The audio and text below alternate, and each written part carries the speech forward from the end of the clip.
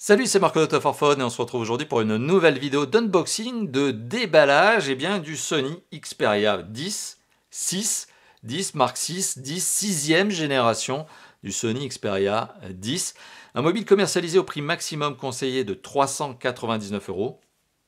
Donc on est clairement en face d'un mobile, ou en tout cas là pour le moment de la boîte, mais on va voir le mobile, on est clairement en face d'une boîte, d'un mobile qui est, on va dire, un moyen de gamme. On est dans la bonne catégorie du moyen de gamme, début du moyen de gamme selon certains.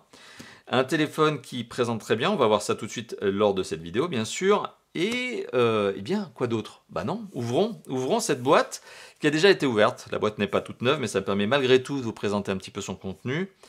Normalement, il y a un petit cellophane, si mes souvenirs sont bons, autour de la boîte. On est bien en face du Sony Xperia 10 6. Le fourreau ne nous apprend pas grand-chose d'autre, hein, si ce n'est que, oui, il y a un certain nombre de spécifications sur lesquelles je reviendrai lorsque je ferai le test, vous vous en doutez. Et on est sur la version ici black, noir, tout simplement pour vous donner aussi une idée de la couleur, du coloris de ce téléphone, qui est décliné bien sûr en plusieurs coloris. Au minimum 3 si mes souvenirs sont bons, mais ça bien sûr on en reparlera lors du test, parce que vous savez que j'aime bien parler des couleurs lors du test. Le cellophane étant retiré, on retire le fourreau on le met de côté. On est en face d'un emballage très Sony, minimaliste. C'est le nouveau type d'emballage de Sony qui a pris des engagements, on va dire, pour la réduction de son empreinte carbone. Ça passe et par la construction du mobile, les matériaux utilisés, mais ça passe aussi par l'emballage.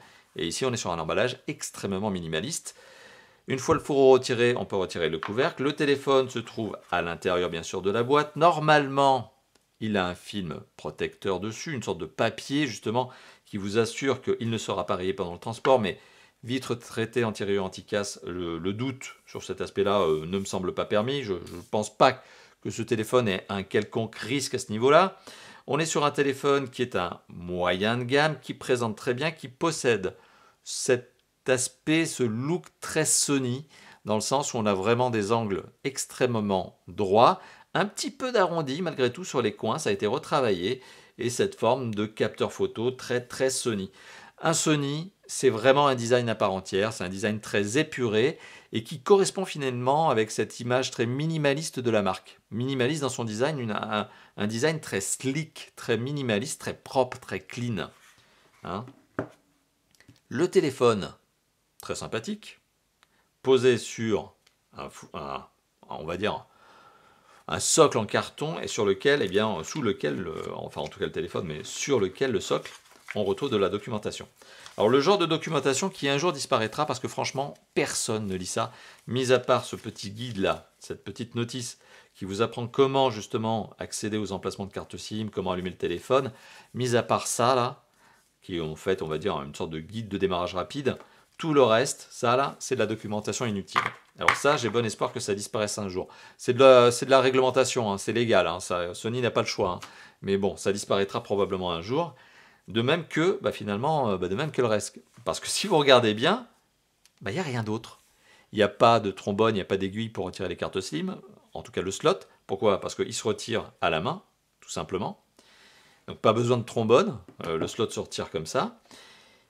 Pas de câble micro USB, pardon, USB-C, micro USB c'est fini, c'est interdit, mais USB-C, USB-A ou USB-C, USB-C, donc pas de câble de rechargement, et pas de chargeur, et pas de kit piéton. Donc vous voyez, hein, on est vraiment dans l'aspect minimaliste au niveau du design, minimaliste au niveau du packaging, minimaliste au niveau du contenu du packaging, on est vraiment sur l'expression minimale de ce que ça peut être, à un détail près de la documentation qui va clairement disparaître un jour. J'ai bon espoir sur cet aspect-là. Voilà, donc c'était la vidéo de déballage d'un téléphone moyen de gamme chez Sony, qui est la 6e génération du Xperia 10. Un téléphone sympathique, forcément. Pourquoi forcément? Parce qu'on est quand même chez Sony et que 6e génération du Xperia 10, bon, ils savent quand même ce qu'ils font. On va rentrer dans le détail lors du test quand même. Parce qu'il y a sûrement des pour, mais il y a sûrement aussi des contre. Mais ça, on en reparlera lors du test. Forcément.